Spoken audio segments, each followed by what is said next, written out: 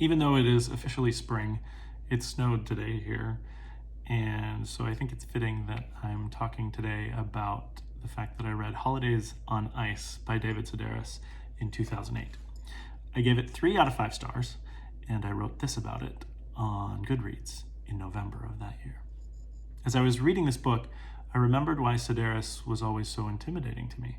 So many people laugh along with his abrupt sarcasm and clever descriptions of the inane, but for me, his style comes off a lot of times as snarky and laced in an angry hatred.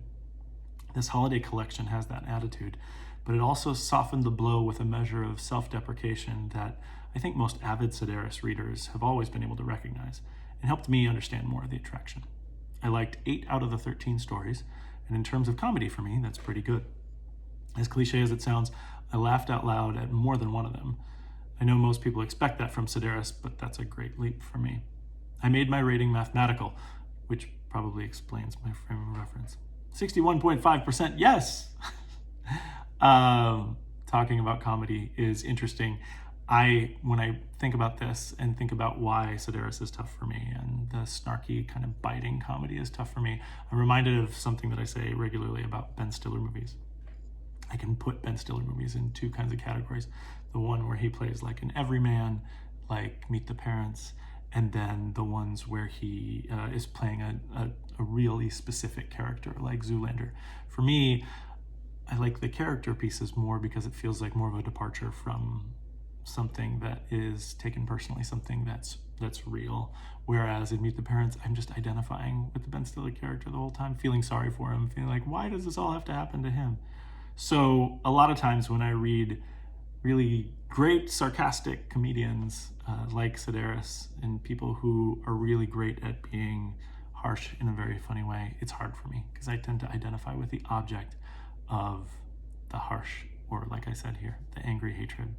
So this book, my 3 out of 5 stars is actually, it sounds more negative than it is. I really liked this book, and I think it's a great coffee table book for the holidays. I think at the time, my partner and I even gave it out as a gift for the holidays for people because it was so much fun and so much about a sort of lived-in experience of the holidays, and really kind of funny too. So I do recommend it. 3 out of 5 is on the positive side, but I think I was more positive about it than I was negative. I love essayists, and I will compare Sedaris to other essayists later in all of these books that I'm reading and reviewing and talking about. I tend to compare Sedaris to like Chuck Klosterman, David Foster Wallace, different essayists out there.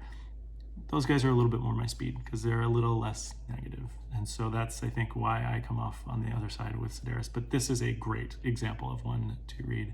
I know that before I started reviewing these books on Goodreads, I also read Naked and I read Me Talk Pretty One Day. I think this was my favorite of them, of the Sedaris books. So I can recommend it, and especially around the holidays, to put it out as part of your holiday decor for the people that want a good chuckle along with all the celebrations.